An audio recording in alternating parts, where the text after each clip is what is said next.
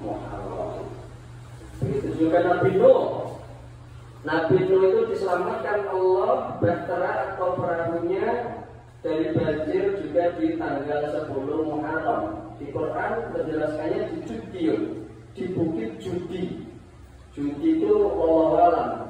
Kata para ahli sejarah sekitar Irak. Bukit Judi. Diturunkan kapalnya itu di atas gunung atau bukit namanya Judi. Itu namanya ada di Quran. Nabi Nuh itu saking sabarnya dakwah kepada umatnya. Sampai di Quran ditulis itu teks Quran sabarnya mendawai umatnya kalaunya sampai 950 tahun. Itu fase dakwahnya. Nah padahal beliau dari lahir sebelum balik kan berarti belum nabi kan? Berarti umur beliau kisarannya hampir 1000-an tahun.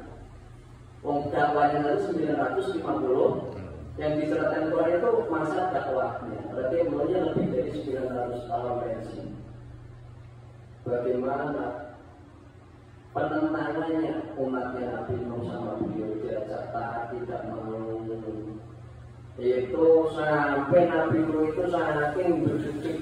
Kalau kita itu gimana bertahun-tahun bukan setahun 2 tahun. Ratusan tahun diajak pengikutnya cuma 83. Bayangkan. Berarti kalau dikalkulasi dalam 100 tahun itu berapa? Ya, sebulan orang nggak dapatnya ya kan? Bayangkan loh, 100 tahun 10 orang, 100 tahun 10 orang. Tapi jangan kita terang dengan mereka besok minggu depan nanti saya mau berjaya dari kemarin sama kalau kita berdoa. Ini yang ke-9 kali kita dengan Covid. Dalam 3 bulan saja itu 9 orang masuk Islam.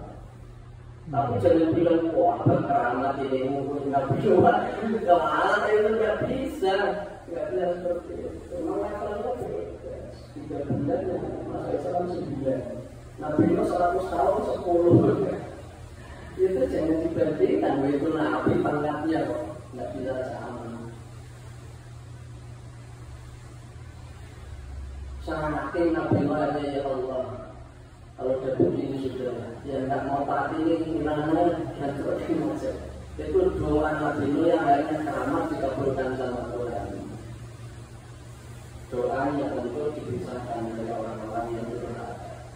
Hanya apa perintah Tuhan suruh bikin kapal. Bikin kapalnya pun tidak di pinggir sungai atau pinggir laut, tapi di atas pegunungan.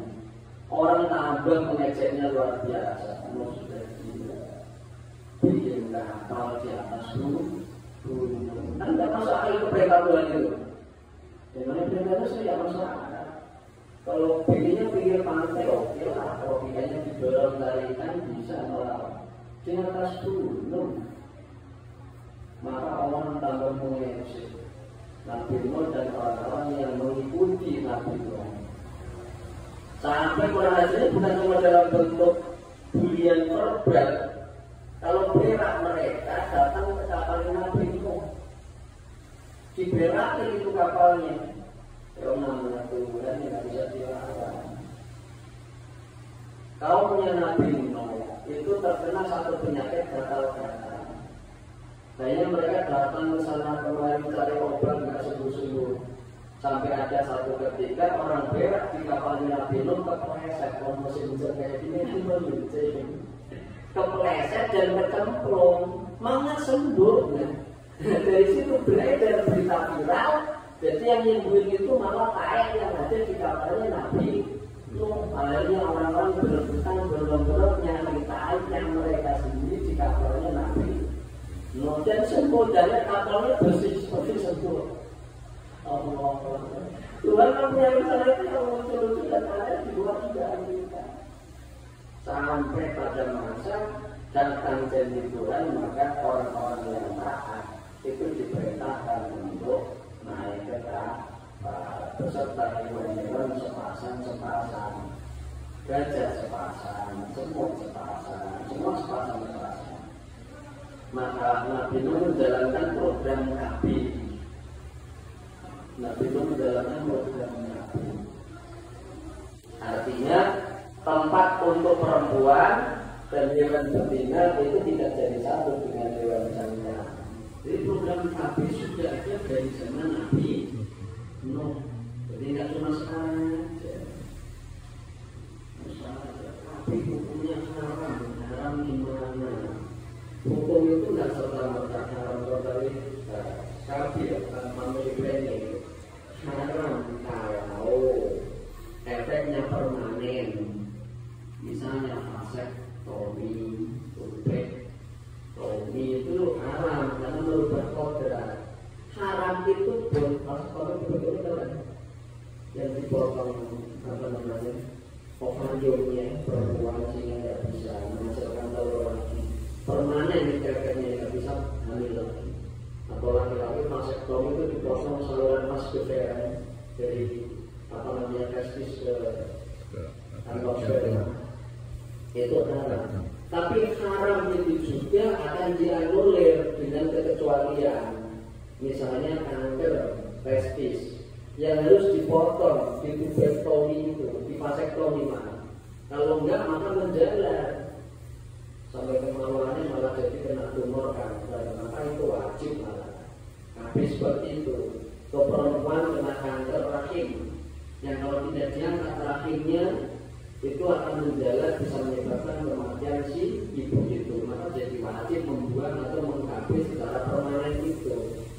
Jadi intinya hukum itu ya berubah-ubah itu bukan nggak komitmen, bukan nggak konsekuen, tapi kondisi yang berbeda maka hukumnya tidak sama. Jadi zaman Nabi Yusuf dan Nabi Nuh itu sudah ada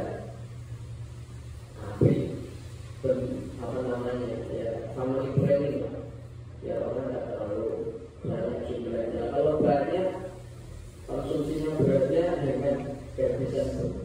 Nah, setelah bekal jelang habis itu maka mendarat itu di Bukit Judi kapalnya tanggal 10 Muharram.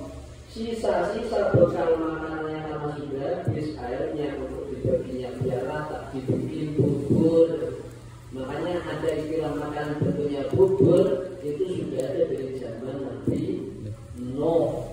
Makanya kalau tempat saya kalau surah itu bikin namanya bubur surah. Itu untuk barokahan mengingat sejarahnya Nabi Nuh. Tanggal 10 Muharram.